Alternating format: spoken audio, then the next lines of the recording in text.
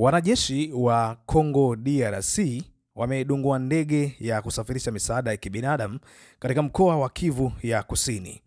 Ndege hiyo inaripotiwa kuwa ilikuwa ikielekea katika eneo la Minembwe kusafirisha dawa na chakula kwa waathiriwa wa vita vinavyoendelea mashariki mwa Congo DRC.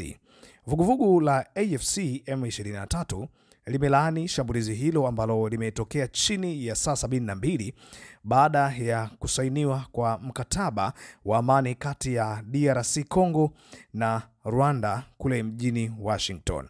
Msemaji wa vuguvugu hilo amesema kuwa kitendo hicho cha kikatili dhidi ya maafisa wa kusambaza misaada ni ukiukwaji wa haki za kibinadamu na mkataba wa amani ulioidhinishwa usitishaji wa mapigano siku ya juzi. Jeshi la DRC limethibitisha kuwa lilidungua ndege moja ya kiraia iliyokuwa katika anga yake. Kwa mujibu wa taarifa iliyotolewa kupitia runinga ya taifa na msemaji wa jeshi, Jenerali Sylvain Ekenge, ndege hiyo haikuwa na kibali kupaa katika anga zake. Watu wote walikuwa kwenye ndege hiyo wamefariki. Dawa na misaada ya chakula pia vimeharibiwa.